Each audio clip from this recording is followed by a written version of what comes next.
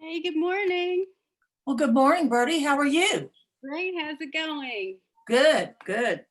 Yeah, I had to Kind of jump in. chilly, but feels good. I had to put on a sweater. No, me too. I just looked at the weather. I was like, wow, it looks like it's going to stick around for a while this time. I hope so. I hope Yeah. so. Hope so.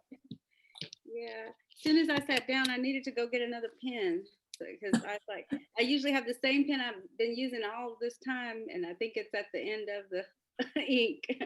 Well, I had trouble finding pens. I put 2 or 3 on my desk, so maybe they'll stay there. Yeah. Yeah. How are Unfortunately, the kids doing? they're well. Maya went to work today, so Isaac's at home with me, and I don't know what he's working on right now.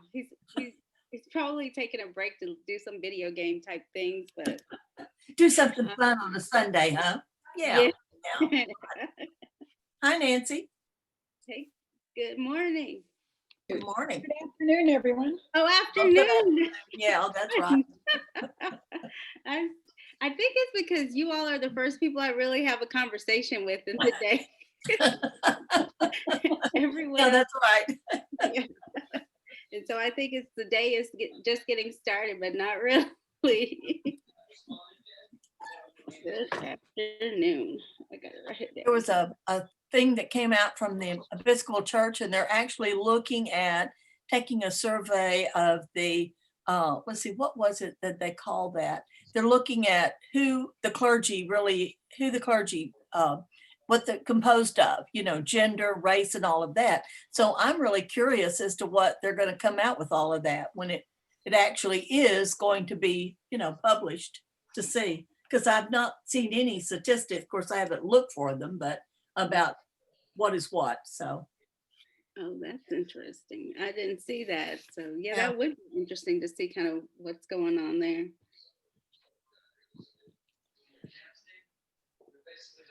Did they have a timeline for that study? I just glanced at it right before I got on because I'm behind in reading my emails.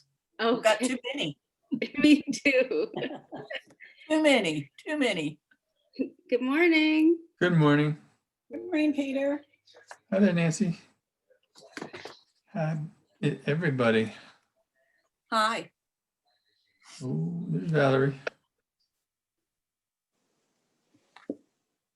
Good morning. Good morning. Hi, Valerie. Afternoon. Yeah, I'm gonna catch that.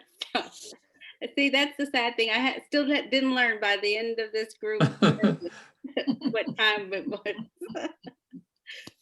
I think you got it right last week. Okay, 1 out of 6. Yeah.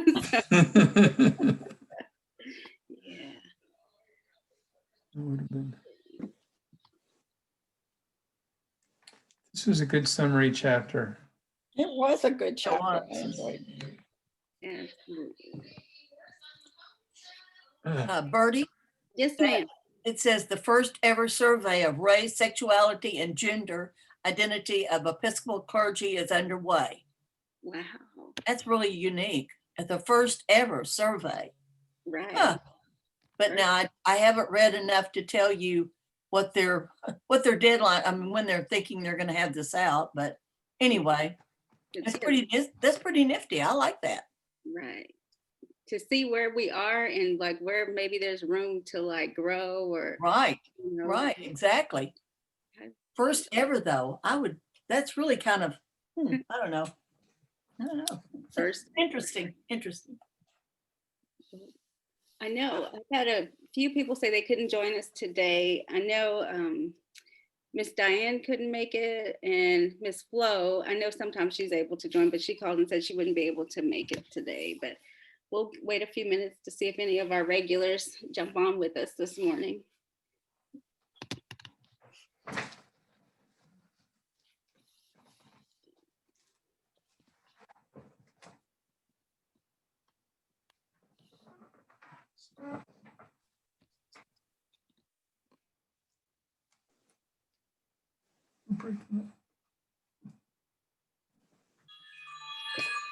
Sorry, I'll turn it off. I don't know if any of you have seen, and I can't really remember where I first saw it. Maybe I've already told you about it. It's called the Anti-Racist Table, and it's called a 30-day challenge. And I started it. I haven't gotten that far along in it, because there's quite a bit to read, and then there's like videos to watch. But it's very good. You know, I think some of you might enjoy it. And then I think I've already talked about the Scene on Radio podcasts, which are I don't know if anyone else has listened to any of those, but they're really great. I'll see if Did I can. anyone look at that dot map that was mentioned in the chapter? I did. Yeah, No, I thought that was pretty interesting too. I tracked where I lived all the way over toward Coppers Cove and Dallas, and just to see. Yeah, that was pretty eye-opening. And I did put this like a little snapshot in the slides today in case anyone didn't have a chance to look at it. Thank But you. yeah. I didn't get a chance. I didn't look at it, but I will, but I'd like Yeah, it was interesting for sure. Just eye-opening. I didn't even know that was something that we had. Okay. Well, I guess we can go ahead and get started. Good morning, everybody. Good Thanks. morning. Morning. morning. Good morning. Bertie, is the new passcode the one that's gonna stay for formation? It looks like it in the last web, what do you call it? Newsletter. I think it looked like it was the same link and everything. Okay, because it But was I'll- different from the one I had, but I didn't get to come last week. Okay, It's the same that we've had, I think, since this class. I think Peter's class was one code with the same, oh, well, I had the old code and it always worked for me, but it didn't work today. So that's good. I put it down now. I'm good. I think I was talking to Amy about my small groups because the code changed for that. And she said that we should always use what the bulletin has had that week, the most Yeah. recent. Yeah. That's what she was telling me. Because I And used that's to, what I did. I looked on my phone and I realized that I shouldn't use the old one I had written down. I have mine on my book. That helps. And I don't do the link. I just put it, and I got that idea from somebody else. But they're no good. I mean, never mind. It works for me. You don't use the link? I It's just, easier to use the link. Yeah, I see what you mean. Yeah. I Use the link. type it in. I'm on a different street, but we get to the same destination, I guess. Yeah. Okay, let's see here. I'm going to share my screen here. Got this for Matt. It's an extra large. You'll have to see how it fits. To see how it looks. Give me an error message. Oh, sure it's not there for Doug? I only got one. Oh, I only got two. One of the shirts is a size 8. I don't know what a size 8 is. All right, this is our final week. Watch for you, evidently. Cute. He doesn't want to go. Um, I'm gonna have to take a But Zoom I was thinking this. to get better at the Zoom slides again. size 8? But does anyone want to Anyway. in our opening prayer? Yeah, this yes. morning? I'd be happy to. Okay, let me go back. There we go. Thank you. Okay. Let us pray. Yes, Jesus, I want to be on your right side or on your left side, not for any selfish reason. I want to be on your right or your best side, not in terms of some political kingdom or ambition, but I just want to be there in love and in justice and in truth and in commitment to others, so we can make of this old world a new world. Amen. Man, Amen. yeah. Wonderful. Well, thank you very much for getting us started this morning. And just to open up, I just thought of a kind of a general reflection question for this week. If there was anything you wanted to share about something you read, saw, or heard from any of the sources below, which news, social media, readings, Bible study, devotions, personal encounters that impacted your thoughts about race this week. You know, as we go through this process, kind of, are you starting to hear more things that are kind of making your ears perk up as you go along? And so, Yes. Yes. all right, so let me throw that out there. Who would like to get us started? I watched a movie on PBS, and it was Race. Let's see if I can get the name of it. Race, an Illusion. The I power think of a that's the name of it. And it was wonderful. What was that the title, Valerie? I think it was the power, race Because power. the power of illusion, the power of illusion, and the premise of the movie and its excellence in 3 parts, 50 minutes each, is that there is no such thing as race. Scientists have done all kinds of studies to see if we are biologically different, and we are not. They've done DNA studies, and they've measured this. I mean, the poor African Americans have had everything measured, their skulls, their legs, to see if race is the cause of their athletic prowess, and it is not. And so it's a very interesting movie. So I would recommend that. And I think it's a PBS series. I'd recommend that to y'all. It had some history about where we have been and where we are now. So it tied it all together for me. You. I'll look and see if I can find a link to that and add it to our group website. Thank you. Anyone else? I have been delving, and I may have mentioned this. I can't promise this was this week. It may have been last week. But it just, I think it's what Bertie was said at the very beginning. Are you, now that you're a little aware, I'm taking, this is not how she said it. I just feel like I am seeing more and more, and I am very, I'm glad to have, it's almost like having a new vision. And I mean, oh, that is such a cliche, but I'm talking about my eyes, like the ophthalmologist looks at. I feel like they're seeing, and I don't have 20/20, but I feel like it's getting more clearly. I feel like I'm just seeing things in a different light, or a more clearer understanding. And this is Michael Curry. I know you all have seen this book or have heard about it. I just ordered it not too long ago, and it's very easy to get a hold of. But Love is the Way. He has been saying this ever since he was consecrated as the presiding bishop.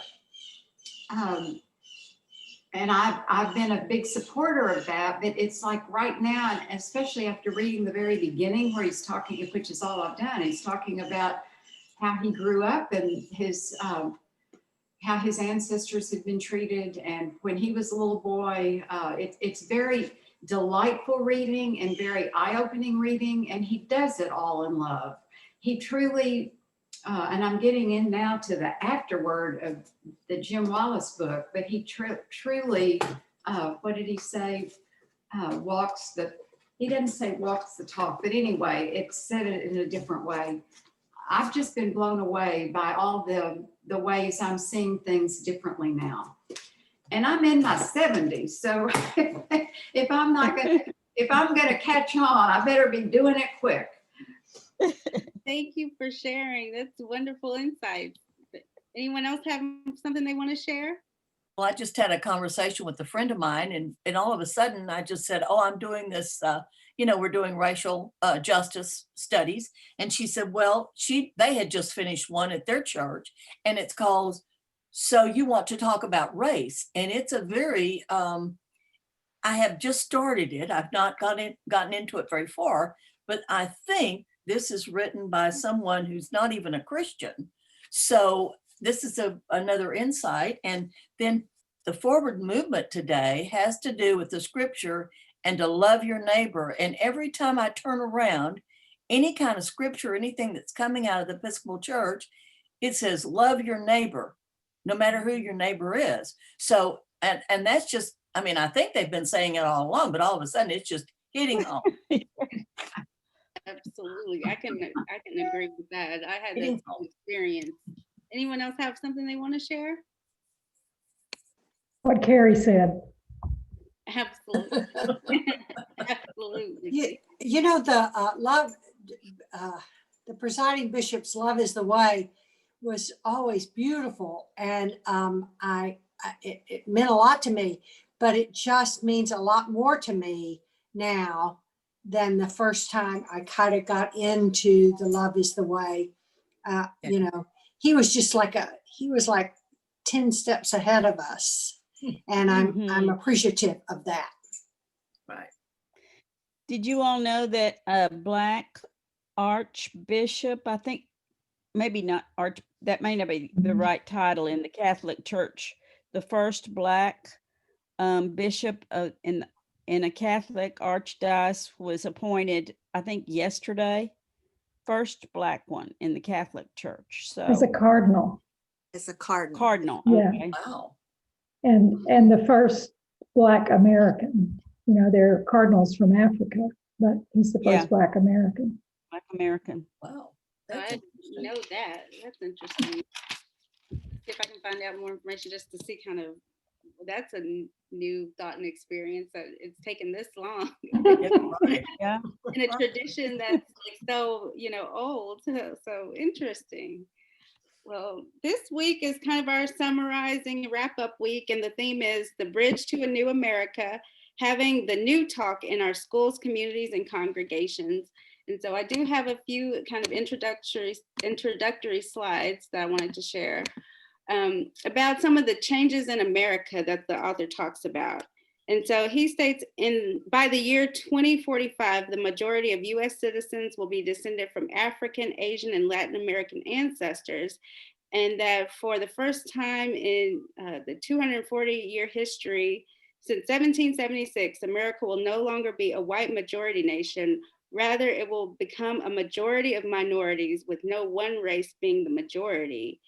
And so he asked the questions, who will help navigate this fundamental change and provide a moral compass for transformation? And I think we can all the easy answer is like, oh, of course, the church. But, in reading that, did you have any response or discussion along the lines of that demographic change, or like who will help lead the change? Does anyone have any thoughts to share? I'd say it needs to be the church. Right. Absolutely. I agree, but there's so many churches that won't, and I understand where people are coming from when they say, let's don't make it political. But I also remember very vividly when Gerald spoke to our church, and he said, it's politics and church have been mixed for a long time, and that's so true. He also said, and I thought these were really powerful words, that people were worried about talking about it because it can be dangerous. And he said, it isn't dangerous, it's uncomfortable. Right. So I that really spoke to me. A lot of what he said spoke to me. So, and I'm speaking too much. Y'all say. Well, I think it does need to be the church. And I think Carrie's right. There's so many churches, just to say the church needs to lead is I don't even know what. But there are unchurched people, or people that we don't know maybe their faith, who also are capable of leading this. And I think what we have to do is just lead as the church, but also be very, very careful about who we choose as the leaders of our nation in the coming years. Good point. Thank you for that.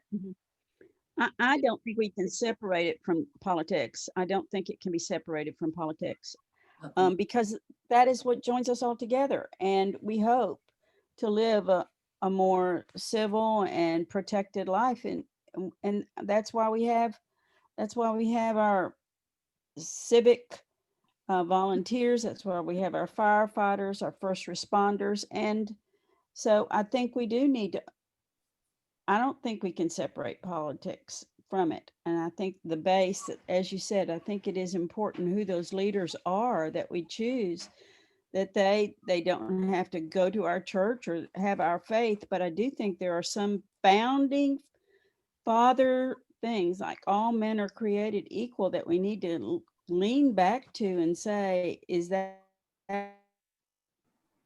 just an illusion that we've come so far from? So that's my opinion. Well, I would like to learn more about the Sojourners and what kind of things they're doing, and just see, maybe this is stepping ahead, Bertie, I don't know of what your plan, but, seeing what we can do here in our community, to get together with people of other churches from other, ethnicities. And I know that there's, Spanish churches, I know there's Black churches, I know there's Asian churches. And it seems like it would be, that we could have different things that we do jointly. And then, because I think he talks about too, you can't really know other people if you don't spend time with them. And I think that's very important that we do that. The illustration from the book was really good. He started off really small as a resident advisor in college, bringing people together on the campus he attended at Michigan State. And it worked out well when they had unrest on campus. They were able to be, he mentioned the peacemakers part, but I'm sure it went beyond that. They were ahead of the game. And Vivian, I think you're right. You can never separate this kind of thing from politics. And it being the divisiveness of the way people present themselves in politics goes back to the beginning of our country, and as I listen to what other countries go through, it'll always be a part of what politics is. So we have to speak to each other. Absolutely. And that reminds me of the next couple of slides that I have are about that dot map. And I just kind of pulled up a snapshot, but I would definitely encourage everybody to go to the website where the dot map is located and take a look at our community. But because first of all, I'm not from here. And so I did my best to identify the cities and everything. And so this looks like it is the Temple area. And here is, can you see the screen? Everybody? Okay, just making sure. So that looks like that's Temple, because I saw East Adams and Airport and everything. Right. And here is the census information about the ethnicities. We have the blue stands for white. Stopped video. Oh, it stopped? No, go ahead.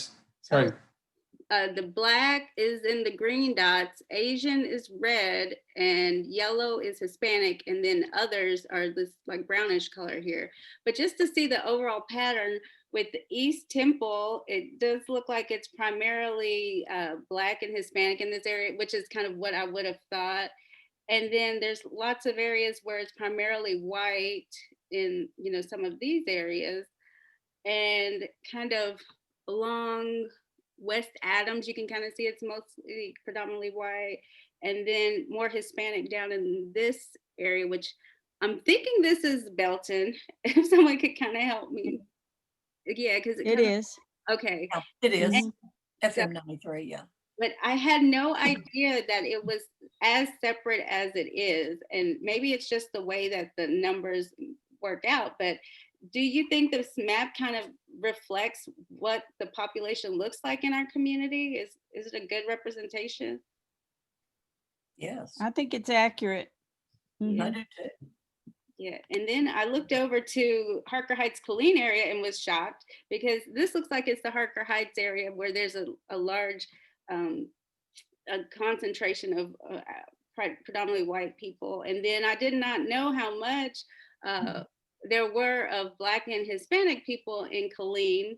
And then there are some pockets of predominantly white areas. And so I just thought the east side of the county versus the west side of the county is just very starkly and significantly different in terms of like ethnic makeup. And I think, you know, that was eye-opening for me. And that kind of is something that we would have to consider, is how do we bring about changes in our community, know our neighbors and people, especially if this is how we live, then it looks like maybe if the patterns of housing don't change, then we have to be more intentional of the communities and relationships we make, because it looks like it's very easy to get into an enclave of people that look like you, and you may not have to go outside your comfort zone unless you really are intentional about this racial reconciliation that we're discussing in justice. So anybody have any thoughts along those lines, or feedback, discussion? I think that map is probably pretty representative of most urban areas in Texas anyway. I don't know about the United States, but I think most of the areas that I'm familiar with are like that. They're segregated to different ethnicities in different parts of the city. Right. And if you live in a small town like I used to, there are some advantages to that. One is that the children go to school together. And so they make friendships that way, and they play on the same teams, and they, you know, they're in the same clubs and the same activities. And so you do get to know parents that way. And a lot of the businesses in a small town are integrated. You know, you hire who's available and who you can find that has good skills and good talent. And so the businesses are maybe a little more integrated than in a larger place. But you know, when I was in Liberty and we were trying to get something going among the Black and white churches in Liberty, I kept saying, you know, the schools are the answer. The kids, you know, spending time together, because when I first moved there were no mixed race families at all. And now there are, and they're kids that I taught who, you know, who were friends and married each other. And so now there are a number of mixed race families there. And so because their families have to associate with each other. So I don't know what to do in a big town like this. I don't know. Well, do you think things have changed? I mean, I've only lived here just a couple of years, and I don't know that much about all the communities, but where I live, I know that there are Hispanic people here, there are Black people.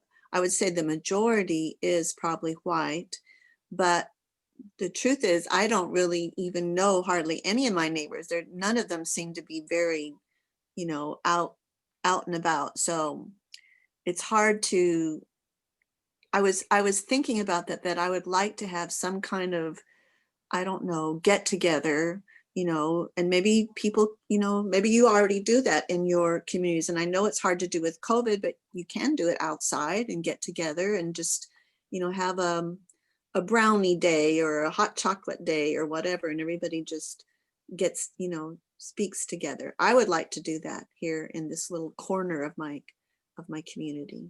Valerie, I have to say something to what you said, which is kind of an oxymoron.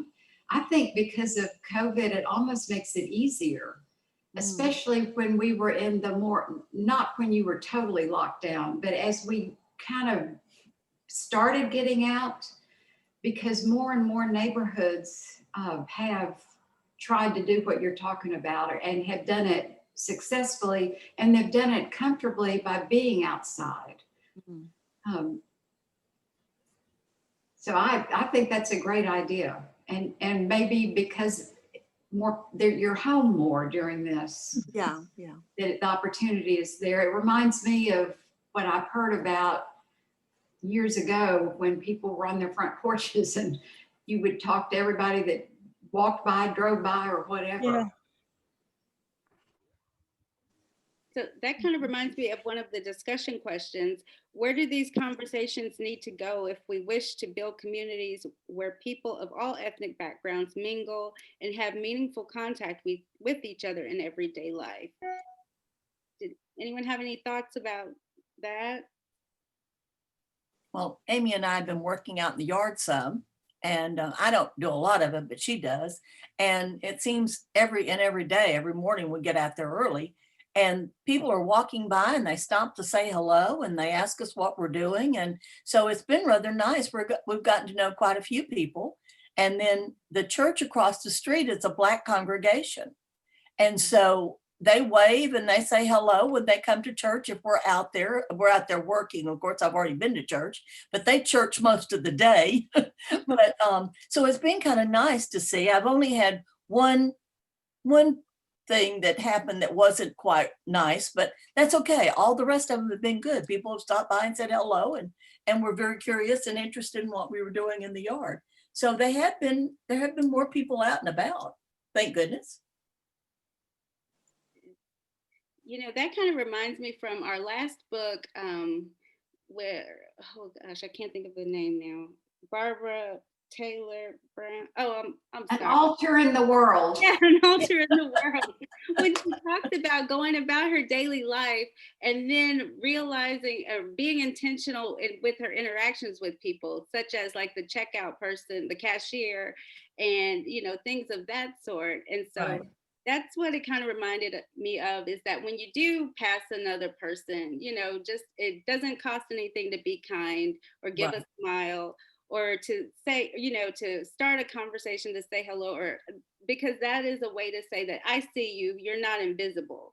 Because I know in my own life, I have always tried to be invisible kind of growing up, because I thought that was a safer place to be than out in the front when anything could happen. And so I think that's one thing that I try to be more aware of, is that God isn't calling me to be invisible anymore. It's that, I've done all this studying and he's prepared me for everything. And it's time to like interact with people, and, people aren't so scary, and he's going to be there with me when I do, decide to just say yes to wherever he may lead. And so I think that's one thing people, communities of color sometimes think, that they are invisible, or they're seen as invisible and not as someone that you would want to make a connection with. Because I think it's safer to just say, please don't look at me, as opposed to please don't have any preconceived ideas about me, or think that I'm scary or want to do harm to me, or things of that sort. So thank you for that. I just wanted to kind of throw that out there and share that, because that's something I've learned along this journey. Anybody else? No? Okay. I think we don't want to overthink it. I overthink everything. So I'm talking to myself. But I think, Bertie, you started us off with this book saying you were uncomfortable. You didn't know what to expect. Mhm. And I think, I know everyone here is in agreement that we adore you and love you and feel like you've just been the perfect one to do this at this time. Right. And Peter set it all up with the Waking Up White book, which was a huge eye opener. And we learned a lot through his study of that. But I think I know we all want to go forward, and we need to go forward and not quit doing any of this. We need to keep the door of opportunity open. So I think the small things, as everyone has said, or most of you have said, are the most important things. And we'll go from there. I think that if we do try to do the best we can in small ways, because we can't just say, okay, we're going to have this conversation with, all sorts, and they're not going to be entertained. They're not going to come to have conversation with us. we have to, we have to do our part to make everybody feel like they want to have conversation. Right. There is a study that was mentioned. It's the Episcopal Church has access to it, or did we produce it? It's called Sacred Ground. Is anyone familiar with that? Mhm.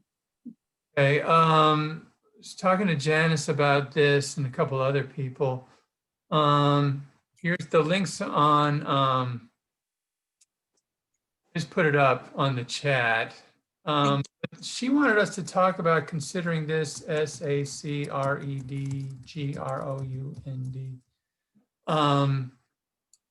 Consider this as a study. It's a 10-week study. It's video-based. They do have 2 books they want us to read during the study.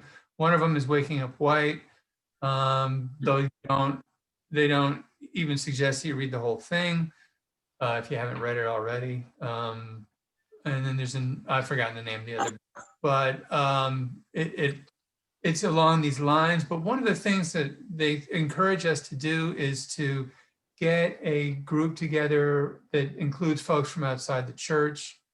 And so it might take a little while to set up, but Janice mentioned that, oh, it'd be great if we could start on, what is it, Sunday, November 2nd or 1st? That's next Sunday. Yeah, it's quick. Yeah. Here we are talking about it for the first time. And I need to get a plug for my computer before I die, but take a look at that.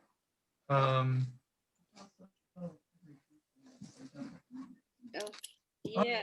Recommend that it takes place not necessarily meeting every week, but every 2 or 3 weeks. So anyway, in that it's video based, we've seen a lot of the videos before as well. Isn't YouTube great? I don't know where else to go with that other than because I read some of the promotional material or introductory material, but y'all need to do that. I'm having trouble summarizing, so. Okay, well, thank you. We'll definitely take a look at it. And so Okay. it's in the chat, and I'll copy it and put it on the website just to make sure everybody can access it. Okay. Okay. But that does kind of bring me to another discussion point that we had for today that we wanted to save time for is about what are some next steps that we can do that are kind of realistic, first things maybe individually or some things we can discuss with the church leadership as some things that we might be able to do. And in preparing, I saw this quote on page 204. It says, only our direct and daily involvement in the communities and the people there could change our minds, hearts, and worldviews. Just reading and studying and thinking wouldn't have done the same thing. And so again, the author is encouraging us to get grounded in kind of an understanding of what's going on and kind of background and history, but then to take the next steps as we continue in our formation and development to get involved in the lives of other people, whether on a personal level or in a ministry or formal ministry context, or or organization and things of that sort, to start to build the relationships and the trust, and so that we can transform society where we are in our spheres of influence. And I think that's just kind of where God calls us, exactly where you are. There's a need in your community, and you can be the answer and meet the need of people like right beside you, wherever that may be. And so, does anyone have any thoughts about some next steps or things that they're thinking about of how they can kind of take the next step from, as we close the book on this book that we've had, like what's the next step that you would want to do in the next weeks, days, months? Group discussion seemed to be the direction that the author was going. And sometimes they work out real well and people want to return to the group and things move forward real well. But you got to form that first group. Mm-hmm. Got to do the legwork. Yeah. I like this group right here. Me too. Maybe We're all we, real swell. pardon me? Yeah, we're a swell group together. But I know we need to, I'm not saying keep it just, I think there are 9 of us here right now. I'm not saying that, but I'm saying maybe, I think we're all seem to be comfortable talking with each other.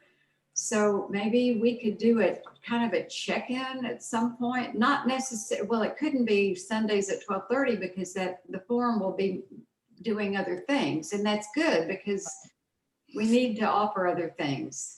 I don't know how that would work, but just kind of a check-in and we can talk through.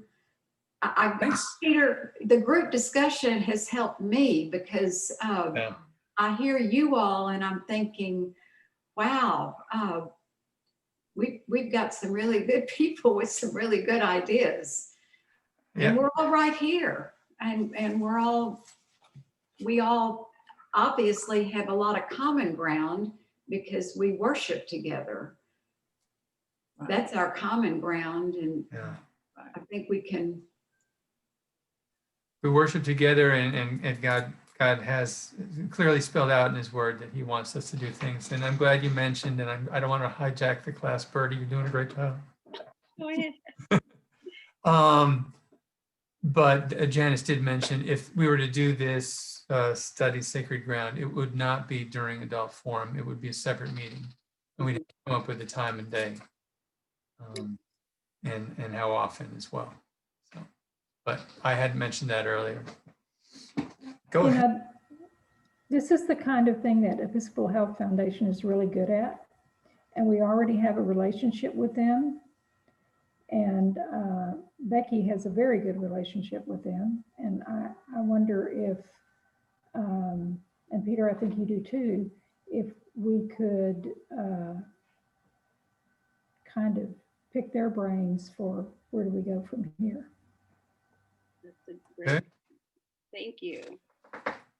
Because I idea of having other people from outside of our church, getting together, because it seems like, I don't know if it specifically talks about in this book, I think it did more maybe in Waking Up White, about listening to people from the community and knowing what are their needs. And I'm sure that there's other churches, other pastors, other people from the community that are doing some things. I don't know anything about it, and I would like to know more about it so that we could either join with them or be more focused on what we're doing.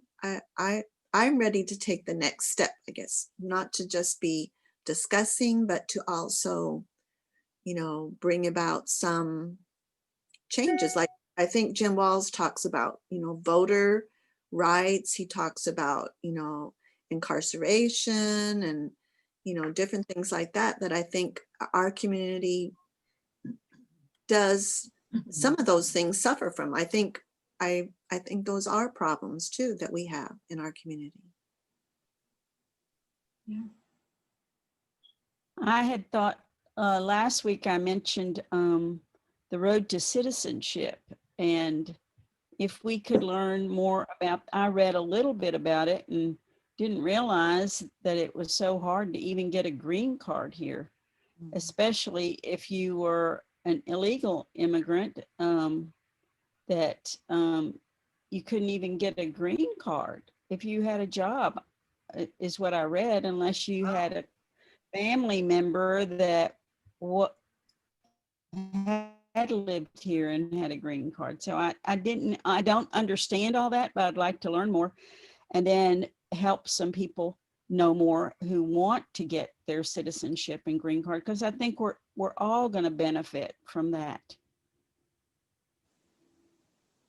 That was last week when we talked so much about the bilingual and the ESL.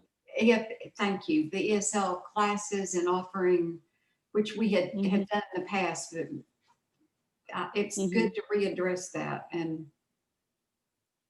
it is very hard for people to get, become a green card or even to come to the United States. I saw many teachers, U.S. citizens who married Guatemalans, and then they would try to bring their husband or wife to the States, and they had to jump through so many hoops My daughter was married, my younger daughter was married to a Guatemalan. We helped to pay for his lawyer, and then to pay for, it cost like, at the time, which was over 5 years ago, it cost like $1,500 to get your residency, your green card. And then that was just, and you had to sponsor. And at the time we weren't living in the States, so we couldn't sponsor him. My daughter didn't make enough money. So there are a lot of things, you know, for people who do want to legalize. And I think he talks about in this last chapter too, about immigration and about changes that need to be made. Mhm. You know, I think this has just been just a humbling experience for myself to think that when I started in the beginning, I always told myself, oh, that race issue is for somebody else. I'm not that passionate about it. I'm really not that comfortable with it. I'll just, you know, I'll focus on something else, something that's nice and comfy and warm and fuzzy. But as we've gone, my eyes have been opened to how I always kind of believed that there was some inequality, and just thought, well, maybe one day something will happen, something will change, especially because there are more interracial relationships in families. And so people are having to interact with different races more frequently. And so, you know, I was like, okay, someday it'll get a little better, but I was never really hopeful that it would actually be what we would call like the beloved community. But now, after going through this experience with each of you, I feel more hopeful that this is a new time and like a watershed moment. Things have changed. Some things we thought would never happen, you know, shutting down the whole, you know, nation. So everybody has to sit at home, and people wearing masks and things of this sort, and Zoom church and all this, that lots of things are happening that I thought would never happen. And so it's kind of waking me up to the point where this isn't just a societal like problem, a cultural problem, but this is a concern of people's souls and who they are and the people that God has called us to be. And so my experience through this group has kind of opened my eyes to just, I can't keep my eyes closed about the issue of race and racism, because that is something that I think, you know, would continue to separate people. And I approach it more from like, I can only think of the word as more like an evangelism perspective, because for me, it begins with the love of God. And I think we heard about that I heard it on a sermon. I don't know if it was today's sermon in church or another that I was watching this morning, but the love of God just compels you to a new life, a new experience that you want to share with the world. You want the whole world to know about it, because if they don't embrace and experience the love of God, they're not living in their full potential and capability. And so you just feel sad for them. And so for me, it's just like, the love of God compels me to want to see the image of God in the other person and to treat them as I would treat God, or, you know, and that this is a holy relationship, that we can get a whole lot more from relationships if we embrace the love of God with our brothers and sisters. And that when we do see inequalities, we can't just look away and say, oh, that's someone else's problem. And so I, from myself, have been really convicted about it, because you know, it's like, oh, wow, this is a big black hole in my life. I thought that, oh, I'm just okay if I just don't talk about it. But it's really, you kind of look at your brothers and sisters that are like losing family members, and you're like, what? You kind of see their sad faces. I'm just making a visual picture. And they're like, hey, what about me, Birdie? You know, am I not, you know, made in the image of God? Is this not enough because you feel uncomfortable? And so it's kind of been a wonderful experience, an eye-opening experience. And I say wonderful because it's like the wondrous, like, oh my God, like a God moment for me, that there's always room to grow in these places that are uncomfortable, or, you know, that you don't want to touch, and you'll be okay. It's okay to say those things you're kind of scared to talk about, and, you know, just continue to grow and move forward. So that's my little spiel. Anybody else?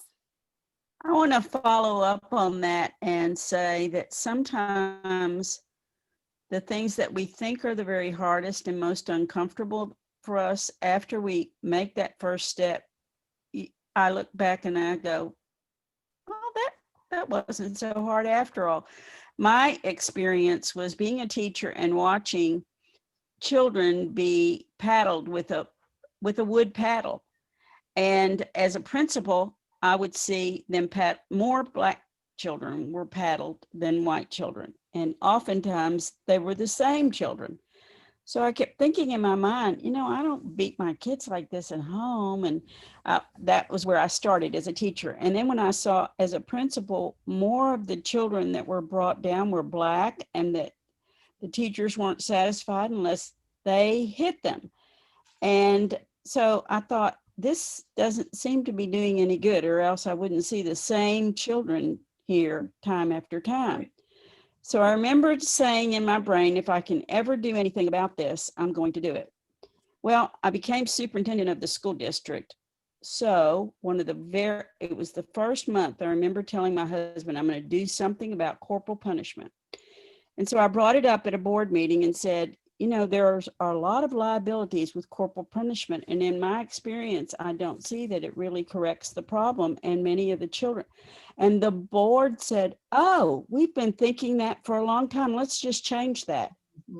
Yes. And I went, what? That was easy. That's how easy it was. That's how easy it was to change it. And I said, thank you, God. I made this promise. Thank you. This happened. And it was not hard to do because it's not the right thing.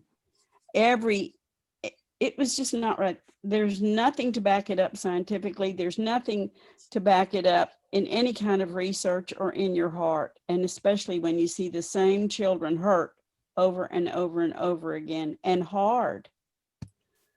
Yeah. So I do think we need to make that first step, and it may be easier than we think. If we can decide what that first step will be, which space in the road will we be stepping on?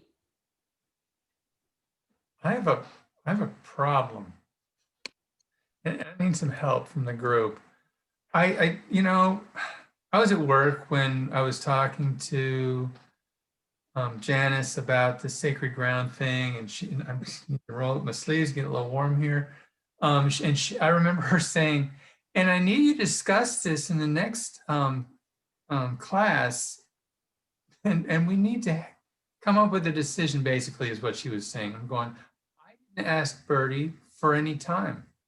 And here it is after, and I haven't asked for any time. But if you got some time for me, Bertie. Yeah, I'm finished.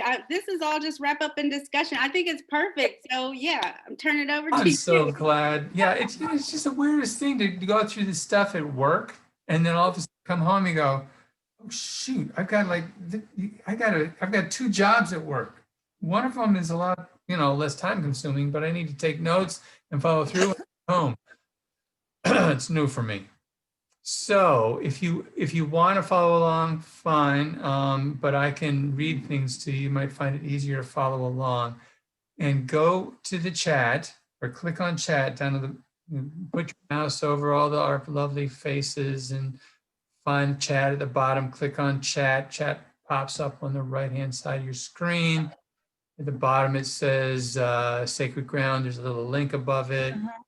And go to that link. We can still see your beautiful faces on screen, even though you're looking at the Sacred Ground website.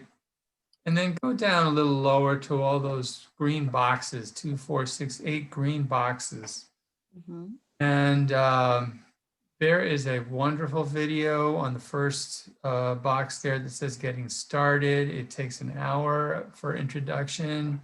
We're not going to do that right now, which makes a lot of sense. But if you go to the second box that says invitation and introduction, and if you're having trouble finding it, anybody need some more instruction?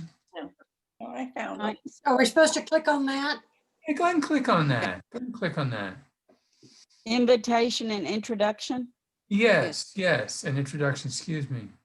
And then go page down a little lower, go down below the green boxes, and we've got some quotes as to biblically why we might do that, why we Okay.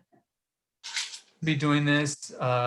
Leonard Pitts, the Reverend Rebecca Parker, Martin Luther King Jr., Doctor, and then some points down below that. Let's see. There's a paragraph above the bullet points. Starts with the word "this is," and I'll read that. This is a race dialogue series designed for these times. Excuse me. I still need my glasses on. Mhm. And I have them right here, so I'll use them. It is an attempt to be responsive to the profound challenges that currently exist in our society. It is focused on challenges that swirl around issues of race and racism, as well as the difficult but respectful and transformative dialogue we need to have with each other about them. It invites participants to walk back through history in order to peel away the layers that brought us to today, and to do so in a personal way, reflecting on family histories and stories, as well as important narratives that shape the collective American story. It holds the vision of beloved community as a guiding star, where all people are honored and protected and nurtured as beloved children of God, where we weep at one another's pain and seek one another's flourishing. And I won't read through all the bullet points below. So we've been doing a lot of that in the last two studies.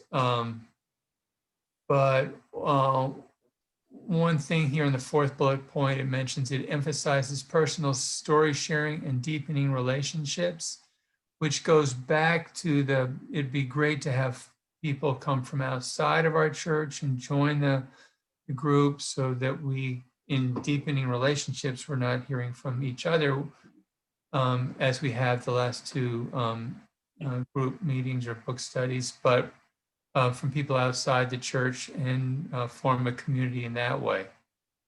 Go down two more bullet points. It strongly encourages. Says it strongly encourages people to constitute dialogue groups with socioeconomic and political diversity, which may involve partnering with another congregation,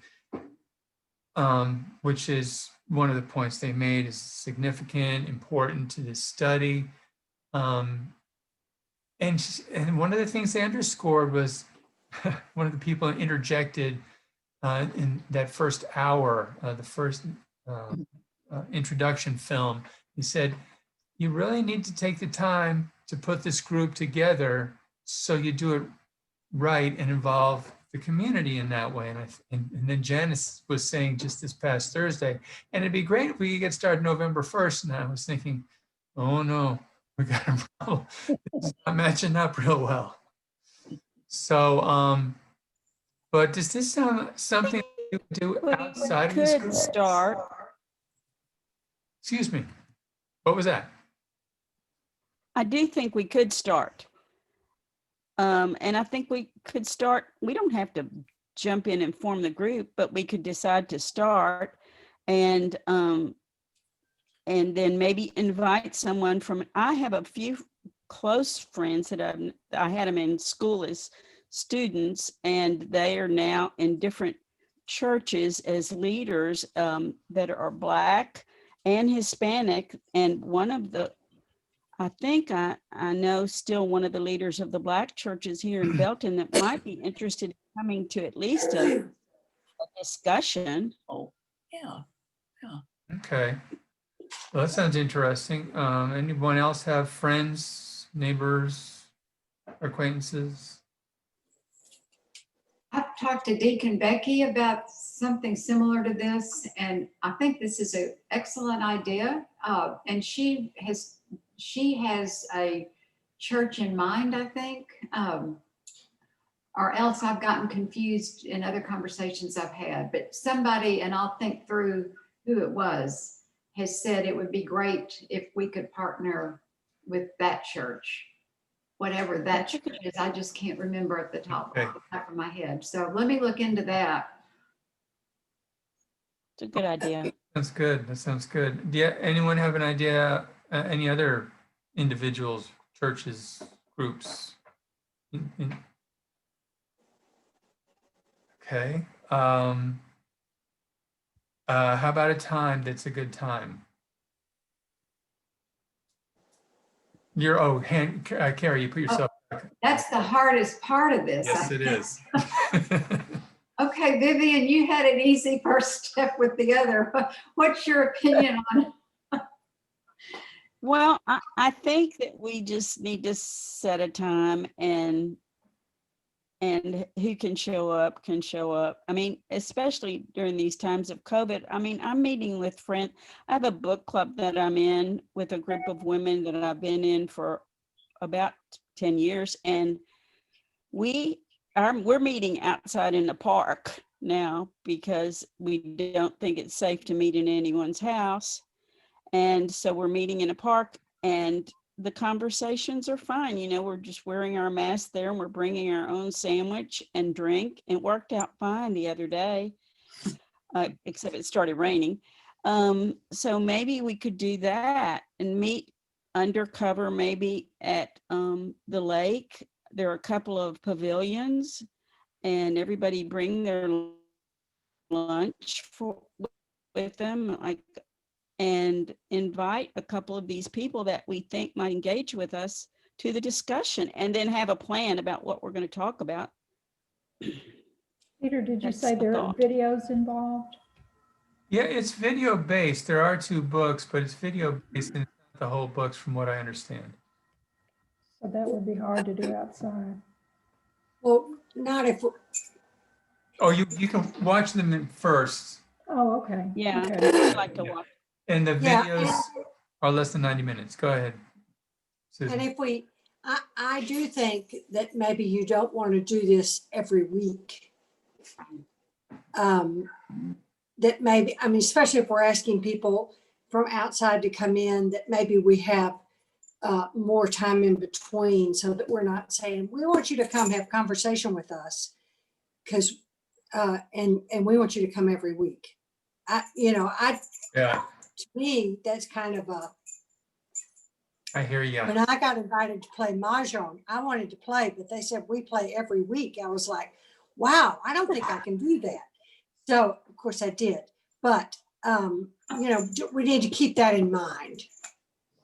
Okay, and Vivian mentioned the lake. One of my concerns with going to the west side of Temple is the east side and the southwest. According to the map we just looked at, is where we're trying to draw some of the members of our community into. We're all, Well, Lions Park, do they have any place to sit and tables Yeah. outside? They do. oh yeah. Covered pavilion.